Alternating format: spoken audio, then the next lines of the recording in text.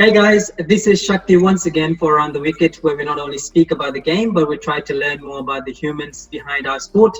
I'm very excited to have the first ever cricketer from the small island of St Lucia to represent the West Indies. He's the only captain as well to win two T20 World Cups. Daren Sammy has represented West Indies for over 230 international matches across all formats. He has over 210 international wickets and over 3,700 international runs. So today we'll chat about Daren's journey and his story with West Indies cricket, and try and find out more about the things that he has been trying to raise awareness for recently, which is beyond cricket. Thank you, Daren, for joining me on Around the Wicket. Thank you for having me, man. It's a pleasure. Hope all is well with you and your family. Thank you very much, and yours too as well. Before we talk cricket, I wanted to ask you how things are going. Obviously, CPL finished not too long ago, before the IPL started. How have you been spending your time? I saw your Instagram, and you've been building something for the kids in the backyard. Yes, I've always learned that every disappointment is a blessing in disguise.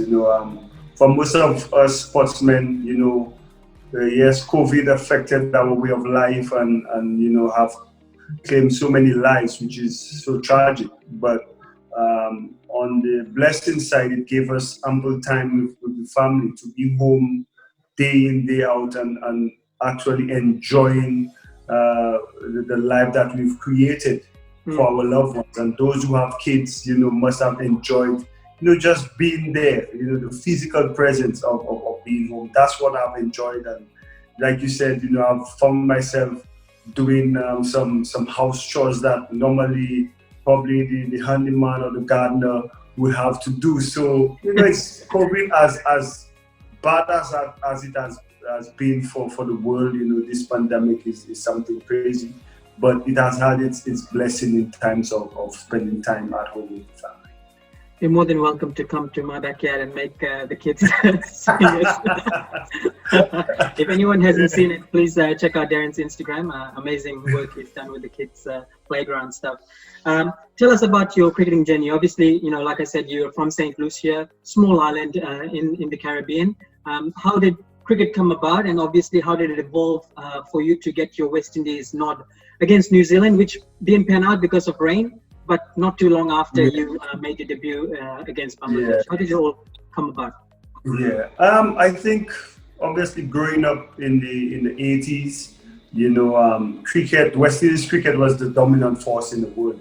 We dominated the world in cricket, and it was the number one game being played in the Caribbean. My mom, my dad, my cousins, everybody were cricket fanatics. And I grew up watching my idols, Ambrose and Brian Charles Lara, and I was inspired by them, just watching the crowd, the fans, a full Kensington Oval, a full Sabina Park, Guyana, everywhere West Indies went, it was just being played in front of a full house, and you're talking about test matches every single day.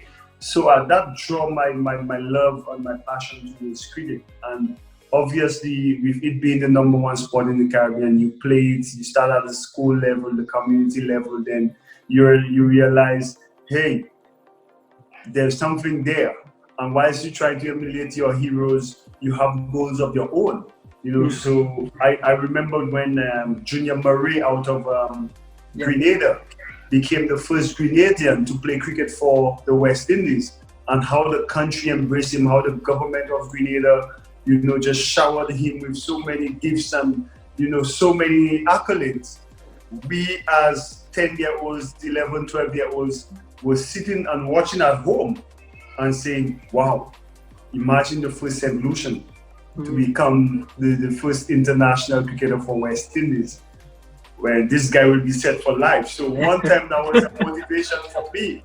And from that moment, I instilled in my mind that I want to become the first St. Lucian. And, the career went from there. I went through the under-19 program, the West Indies under-19, taught New Zealand in 2002 with likes of Bravo and Ravi Rampal, and then Siemens, Ravi Bopara, Ian Bell, all these guys from New Zealand, who would have been Ross Taylor and these guys, and Hashim Amla was the captain of South Africa. Yeah. So we went through the processes, and then I never forget, whilst I was on the MCC Young Cricketers at Lords in 2004, getting a call from a 1268 area code, which is Antigua, in my phone, and hearing that you've been congratulations, you've been selected to play for the West Indies. Man, I run around Lords about 3 or 5 times, just so excited, and knowing that, the little boy from Dugamiko really made it and achieved his dream. Well, what a wonderful achievement and accolade. Congratulations to you and your career. One of my bucket list is to come to the Caribbean and watch a cricket match there, because it's an amazing vibe from what we can see. You got to come down here, man. Of course, we will. Now, talking about West Indies, you obviously took captaincy at a time, when it was tough for West Indies cricket. There was a little bit of controversies and, a little bit of hoo-has with Chris Gayle, moving aside. Tell us about how tough that moment was for you firstly, and how's your relationship with the universe boss now? It was a tough. This was one of the toughest decisions I've had to make. Obviously, having played only nine Test matches in that squad. Obviously Chris Gayle is one of my idols. They had Shivner and Chanderpaul, Ramner, Sarwan, all these guys who I looked up to as my seniors in the squad. And when the job was offered to me, obviously I never campaigned to be West Indies captain. But I guess through the way that I've played the game, both on the field and the way I've carried myself off the field, whoever was in charge at that time saw the leadership qualities. I captained the West Indies A team for a number of years. I was captain of the Windward Islands team, our first class team, for a number of years, taking over from Roy Lewis. And they saw that. So I had a decision to make whether, to accept it or not. Now, the type of person that I am, every life brings you or you face with so many different challenges. It's up to you to man up and face the challenges. I spoke to my family. My dad was very supportive. I spoke to my mentors, and they all agreed you should give it a shot. I remember speaking to Chris, and at that time telling him they've asked me to captain and I've accepted, and I'm just asking for his blessings and stuff like that. And obviously it was tough. Like I said, 9 Test matches. Some people said I shouldn't be in the team and all that stuff, but I'm never one to let what people say. Yeah. What people say bring me down. My biggest strength has always been my mental toughness, and that pulled me through, and my first tour was in Sri Lanka, rain affected series, and then the next one was the 2011 World Cup, which we got knocked out in the quarterfinals, I think, to Pakistan. But it was challenging, but over the years, once I got to know my players, once I got to know my teammates, I earned the respect of my peers. Even now today, most of my guys, they call me Skip, or Captain Sammy, so over the years, I earned and gained the respect of the men, and I did it the hard way, and it's all part of my journey, which I'm really proud of. Probably something that, if you didn't take it, you might have regretted. With the history of West Indies cricket, following on such a legacy, it's great that you took it on. And you talked about, your mental strength, leadership qualities that you've had for a long, long time. Tell us, why captaincy or the added responsibility brought the best out of you? I guess with what the caliber of players we had in the team, T20 was just taking off, so we had some superstars, playing all formats of the game, and I think what was needed was someone who doesn't want to be at the forefront. You know, just manage all those big players in the dressing room. And I think my leadership, I learned a lot from Roy Lewis, you know, who was the captain of the Windward Islands team, my first captain for over 10 years. And I watched what he did, you know, how he went about doing things, and I became his vice captain for a number of years. One thing I remember meeting Roy in 2002 when they played Windward Islands versus England A in the Caribbean in St Lucia. I was the dressing room attendant. And he took me during the break and asked me to come and bowl a couple balls for him. And I was talking about, you know, what I am aspiring to do. I want to play for the Windward Islands and stuff. And one of the things he said to me that stuck with me, and he said to me, you know, if you work hard, you're already playing for the Windwards on the 19th team. If you work hard and you perform in the Windward Islands tournament, you're right there in the Windward Islands team. But promise me, when you come in this team, you come to be a leader. Wow. Because he was saying to me that the Windward Islands team are lacking leaders then. And that never left my mind. You know, I've always captained my school's team. Every team I've played on, I've been captaining throughout till that point, you know, and it stuck with me, and I've always watched him closely, how he went about things. So when I got the job, it was more or less man management for me, because at that stage, when you become there, you have a full team around you, a coaching staff, bowling, batting, fielding coach, where you just have to lead on the field. And sometimes you lead by performance, sometimes you lead by tactical awareness on the field. And I think I did that, especially from the tactical things, you know, being able to bring out the best out of my men. Yeah, and superstar team West Indies had. Obviously, I stated before that, you know, you were the only captain to have won 2 T20 World Cup titles, one in 2012 and then one against all odds in 2016, when even the West Indies Cricket Board, you know, lacked in support for the team and respect for the team. And add to that Mark Nicholas's words of West Indies cricketers not having any brains. Tell us about you know, those two moments and the range of emotions there that yourself and the team went through. Yeah, the first one was massive, because like you said, I was under a lot of pressure from the outside, not the inside, because I knew what I was doing, what we were doing, what the goal of the West Indies team was. But from the media, from the people outside, who were saying like Daren shouldn't be there in the squad. But I think that's where everything stood out. You know, I remember lifting up that trophy and just watching my men watch us all celebrate. And from there, people start calling me Skip, Captain, this, you know, instead of my first name or my last name, they referred to me as the captain of the team, you know, because we did something that many people didn't give us a chance. And the last time West Indies won silverware on the world global stage was like when I would make my debut in 2004 under Brian Lara.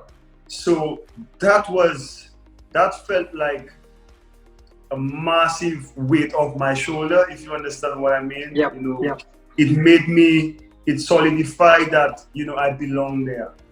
I was the right man for the job.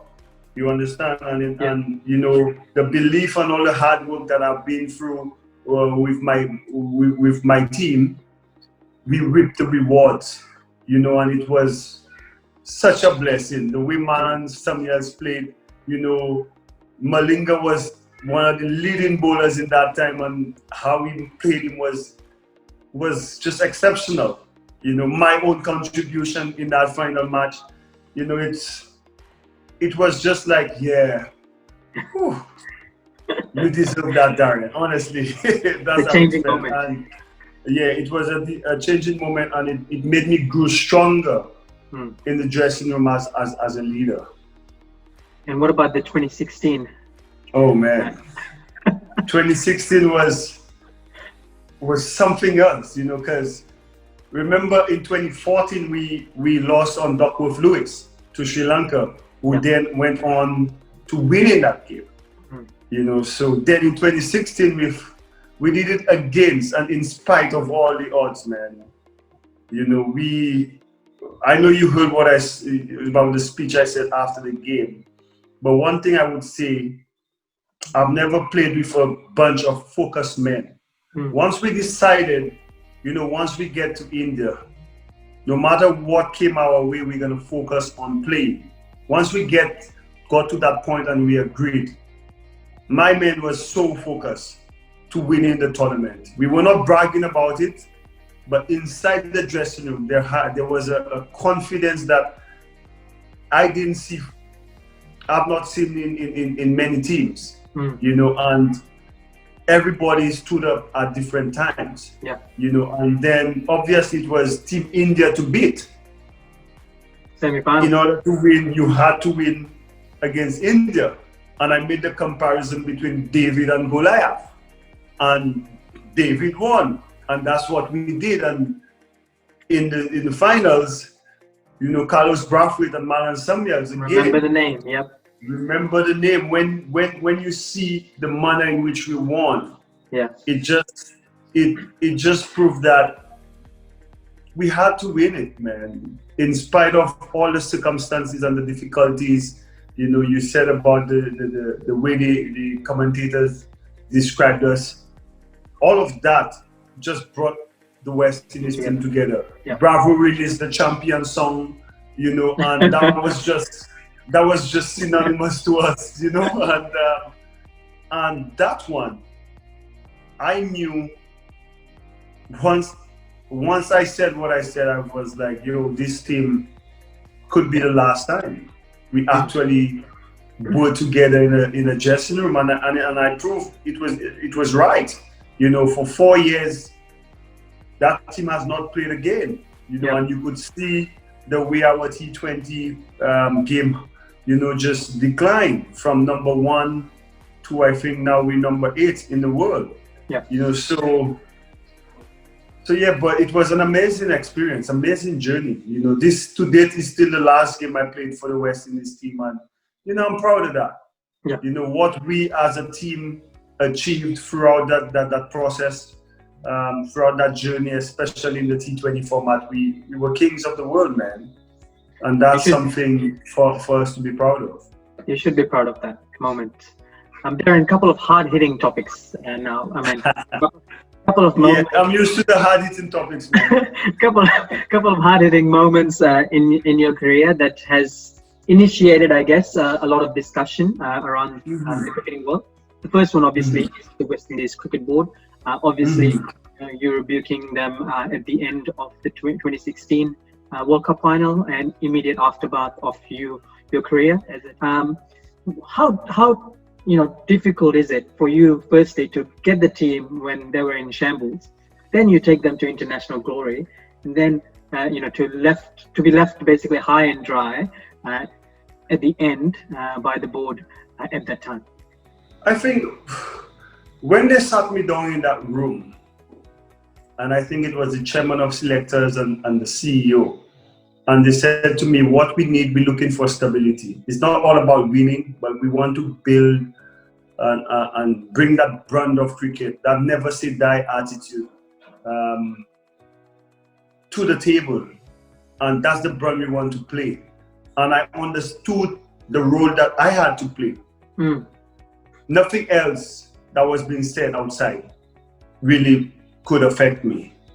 And that's the way I took it head on.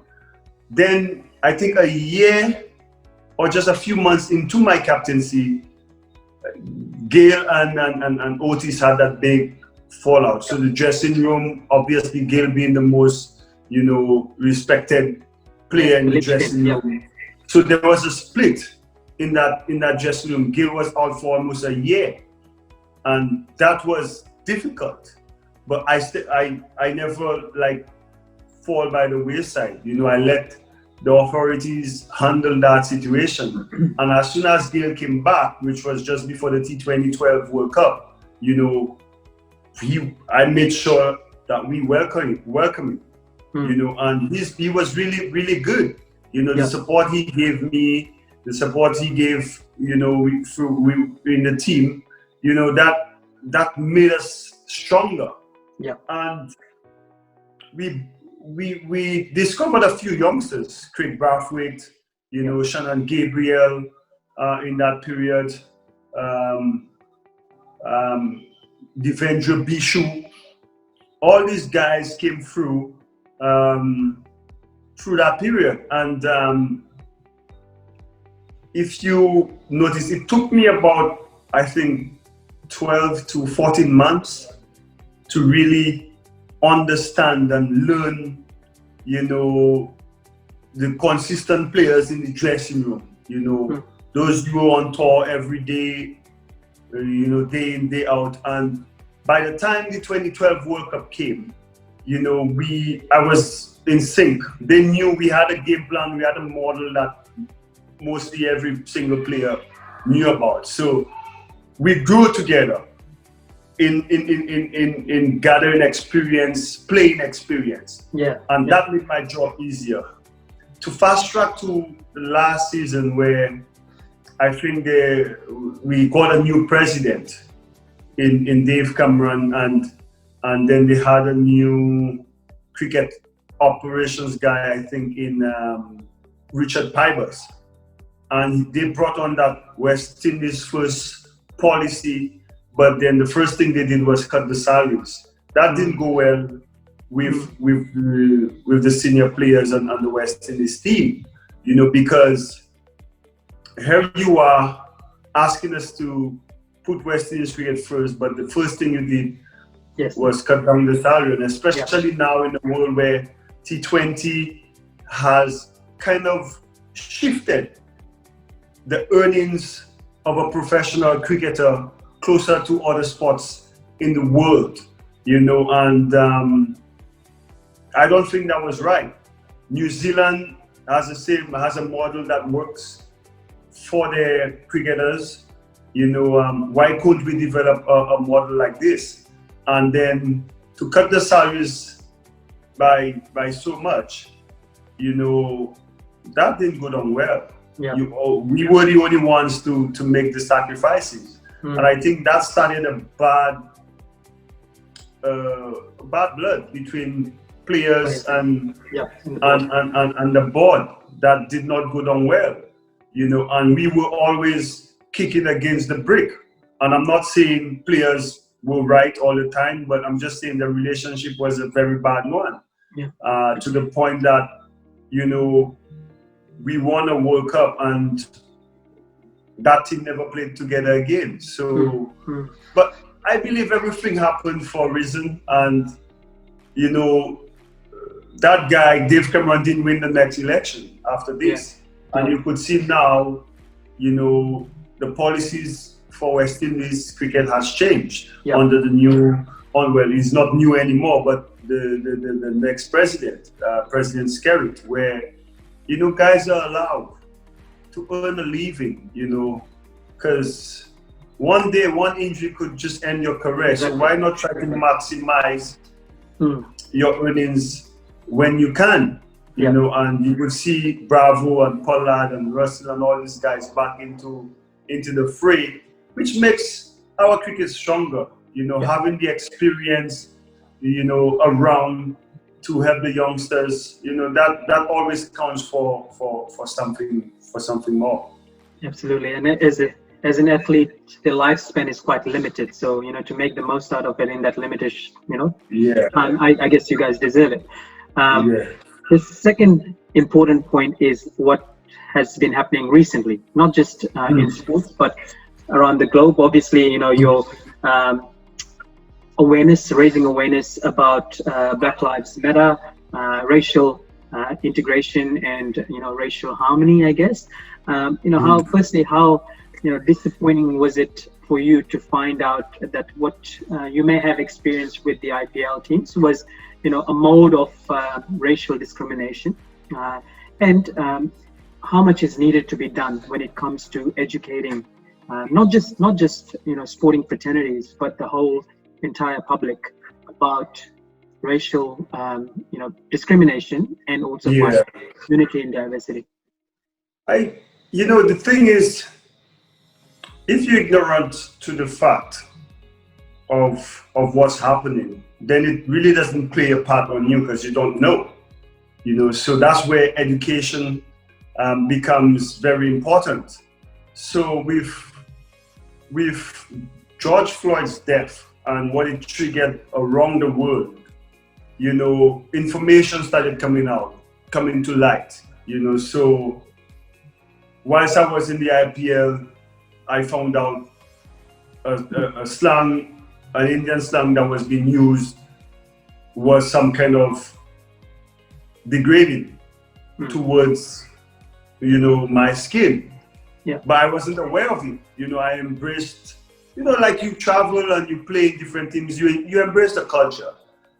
So I embraced that, but then finding out what it meant from somebody from that place, then it triggered a conversation.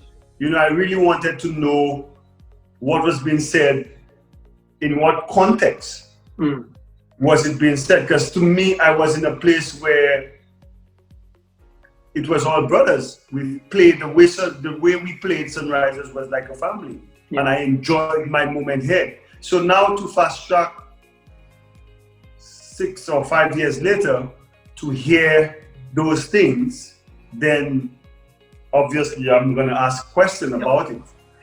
So, but you're right. There's a need for educating, a need for raising awareness on social injustice against racism, inequality, whether it be the caste system, because we all are born, equal, and we inhale the same air, we breathe out the same air, and none of us could stop or bring people back to life. So yes, some might be different in terms of, the money they have and the material things, but when it comes to life and death, we all equal. So I was on a panel with some ICC put together about the challenges that we face. And one of the things I recommended is that the same amount of emphasis being placed on anti-corruption and stuff like that, I think that should be placed on anti-racism. On anti-racism. Educate people. If you understand, the do's and don'ts, because they teach us for the anti-corruption. Do not do that. If a guy calls you and approaches you, you don't accept, you report it. So I think there should be that type of education, and the do's and don'ts when it comes to the anti-racism.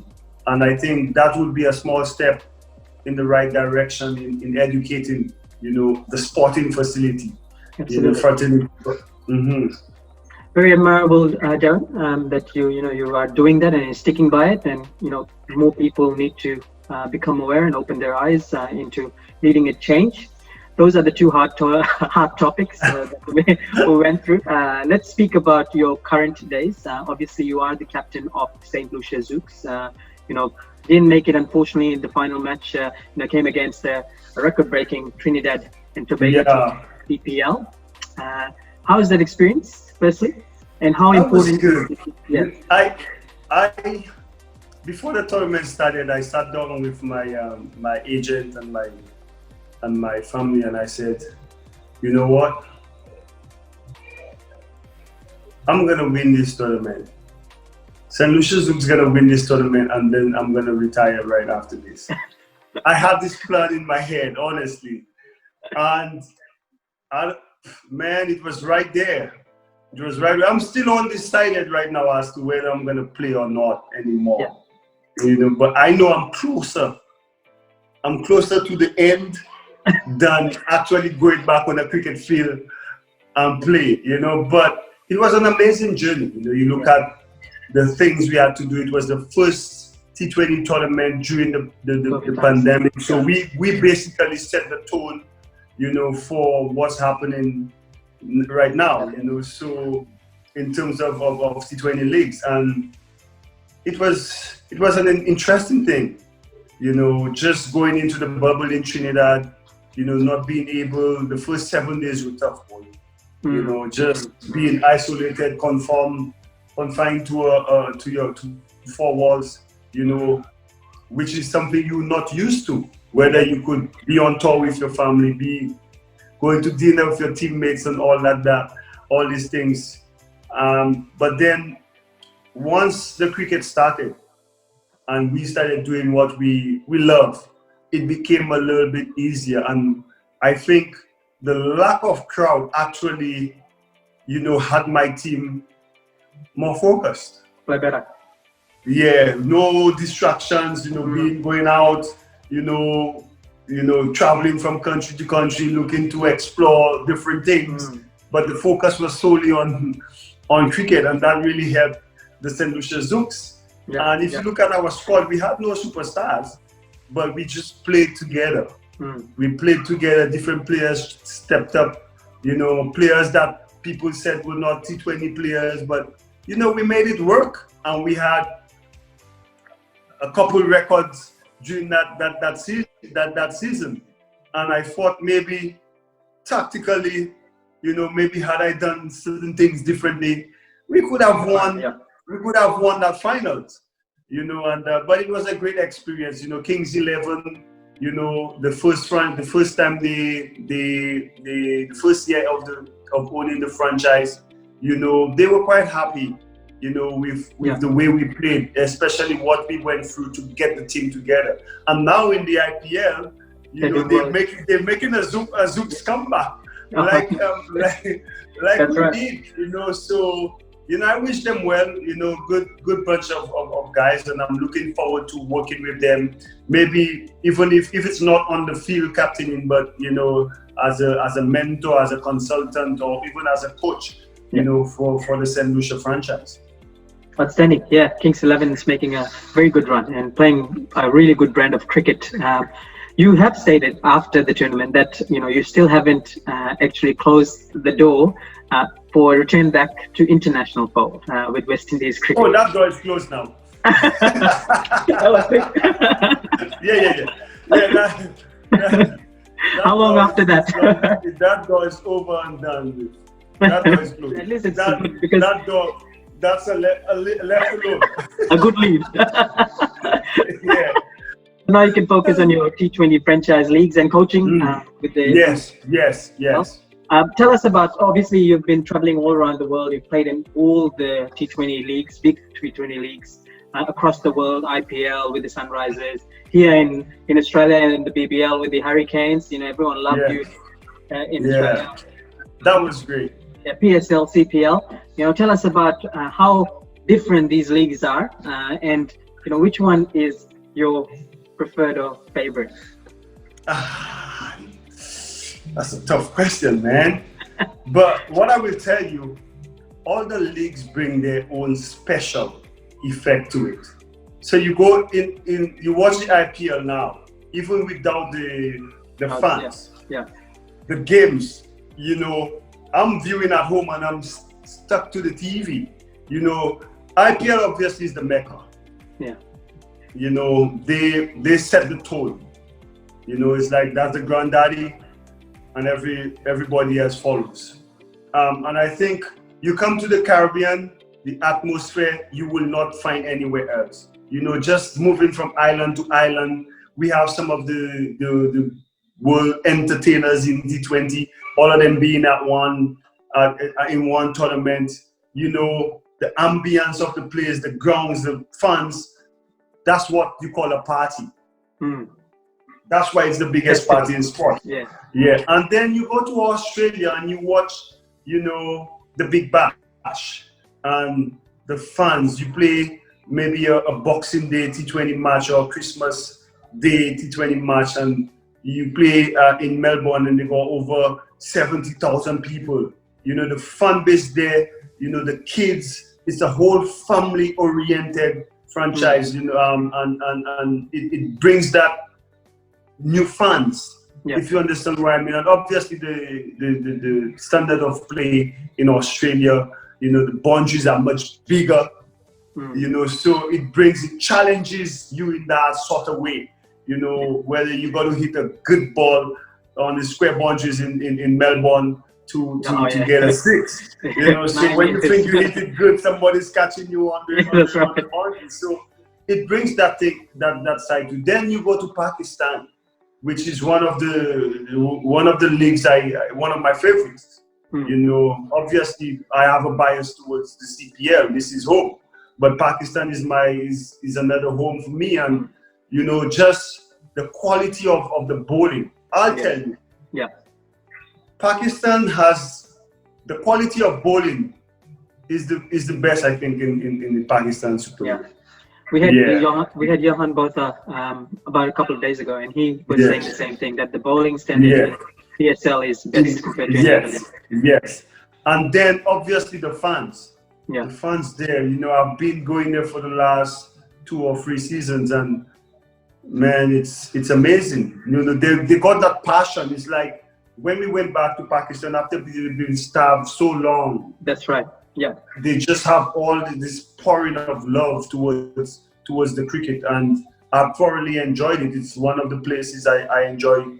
My last 3 years in international cricket, I've really enjoyed playing. And then even when I went to Hong Kong in the Blitz, it was another small venue, but it brought a different side to it, because you play in a place where it's not really known for cricket, but you come in as the overseas player, there's a level of expectation. Yeah. With that, and I enjoy it. We were defending champions. Yeah. JD Jaguars, we are the defending champions down there, and every league brings its own little piece to it. And then you go to England in the Northwest T20 Blast, and it's something different. But what I will say, I'm just glad that in an era now that cricketers get to explore and showcase their talent on multiple platforms, and whilst doing so, they could earn a living providing for the family. Yeah, the whole landscape has changed. Obviously, now you get all the opportunities to apply your trade and make a living, which is what you have been saying, Daren. With West Indies cricket and the future of West Indies cricket, obviously under the leadership of Jason Holder, they are making some positive gains and steps. Even the series against England was a very well fought and competitive series. What's your view on the current West Indies team, and how can they improve further? Well, there's always room for improvement. What I could see, Jason, as a leader, he's constantly improving. His own personal performance is up there. He was up to the first Test match. He was the #1 all-rounder in the world. So, and I feel like me, he's building a core. He's getting to know those players that the board has invested in that Test series. A few, especially in the bowling front. We have a bowling lineup that could get us 20 wickets. Yeah. And in order to win a Test match, you need 20 wickets. So we have that. I guess our batsmen, just have to be more consistent. In both innings, especially in the first one, putting a big score on the board. But that will come with more experience. But with now inclusion of Pollard at the limited over games, we will see a tactician, especially in the T20 format, someone who's always looking to get wickets and win.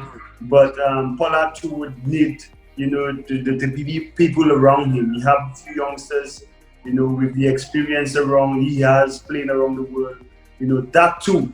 I see more of our limited over game probably being the one to get back to the top quicker than our test game. But we have some good youngsters coming through. The Nicholas Purans, Ethan Myers, Shane Hope has shown he's a classist in the limited over format. I believe he will come good, you know, in the red ball format. And yeah, we have some young, exciting fast bowlers coming through in Javon Sills and Shima Holder, and to add to the likes of Shannon Roach and Zalri, captained by the skipper. So we have some good talent coming through. That I expect 2-3 years to get seasoned and start winning test matches consistently. Yeah, and we need a strong West Indies team for world cricket because they bring a lot of entertainment. A lot of flair, and that's what you need. Thank you, Daren. That covers up the formal part of the questions. Now I've got quick rapid fire round questions, if that's okay with you. Sure, man. Fire away. Who was the best player that you played with in the Windies setup? Ooh, I played with Brian Lara, man. So you know I got to say Brian Lara. Yeah. My debut was with Brian Lara. I got to say the Prince, man. The Prince of Port of Spain, Brian Charles Lara. Yeah. Number 2, who was the best player you played with overall in all teams? Probably still Brian Lara. Yeah, boy, it's hard. It's hard, but I've played with a few guys. You know, I was once on the World 11 team, and I'm MCC World 11. We had raised funds for the tsunami that hit Sri Lanka, and they had, you know, Sangakkara, Kallis, you know, Lara, Graham Smith, you know, Andy Flower. They had Sewak, Shane Warne. Yeah. Oh, yeah. Yeah, they had a few. So I'm putting my hand up there. I played with a few, some great, great guys, and you know,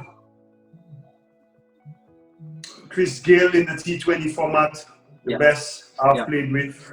You know, Karen Pollard, these guys in the T20 format. Chanderpaul in the test matches. So I know it's rapid fire, but you know, let's just say we have so many greats in there. You can't choose one. It's not fair. Okay. Number 3 question is best place to play cricket. At the Daren Sammy cricket ground. That's it. What crowd numbers do you get in there?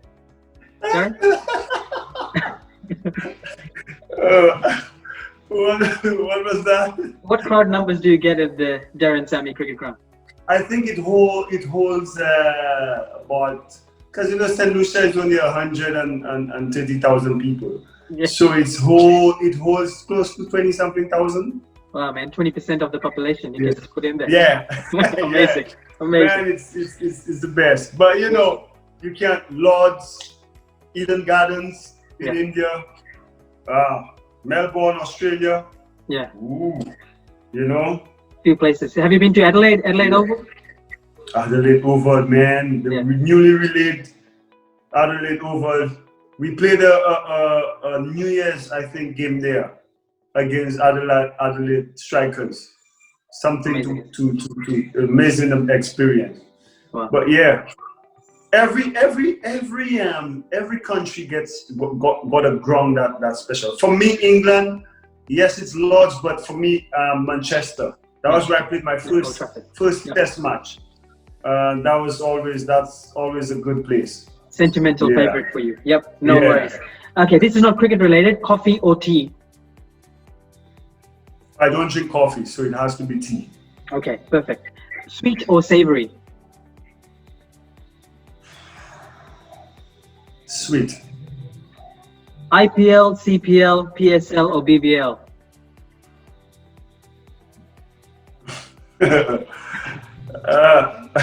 Right now I'm picking CPL. Brian Lara or Viv Richards? Oh, you're wrong.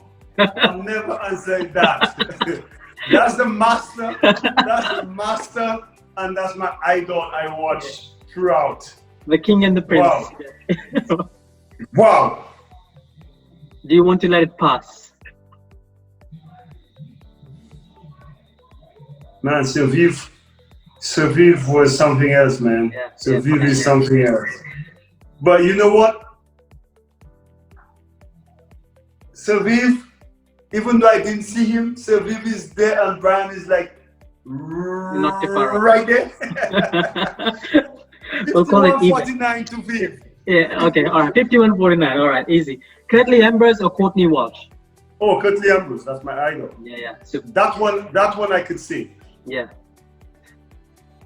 Yeah, Curtly Ambrose. The best. Shane Warne or Morley? Ooh. Shane Warne, because I just grew up hearing Healy saying, "Come on, Warnie! Come on, Warnie!" Calling Warnie. All right. KG Rabada or Jasprit Bumrah? Ooh, they're both good. Give me Bumrah in the power plays, Rabada in the back end. Yeah. Okay. Your 2012 World Cup or 2016 World Cup? 20. Woo! One that set the first one. Yeah, The first one is always the sweetest one, man. Exactly. The first one, 2012. I'll say 2012. 2012 it is. All right. Next question is, who is the most entertaining cricketer that you have played on and off the field? Andrew Fletcher. Still playing Andrew Fletcher. These players in one word. Okay. Chris Gayle. Universe boss. That's 2 words though. That's fine. We'll join them together. Hashtag Universe boss. One word. Yeah. Andre Russell. Superman. Sunil Narine. Mystery. Daren Sammy.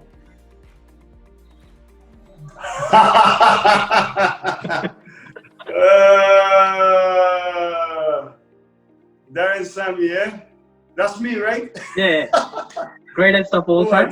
I didn't think you'd put my name in there, man. You caught me off guard, but I always say how I describe myself. Never say die. Perfect. Thank you, Daren, for sharing your insights.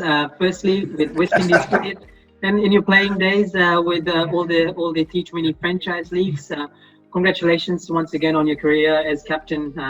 With the success that came with it, and obviously what you are doing now, raising awareness for racial harmony across the globe in sports and in general day-to-day life. All the best with the PSL and with your coaching. Hopefully, fingers crossed, we can cross paths one day and I can come to St. Lucia to watch a match with the Daren Sammy cricket ground.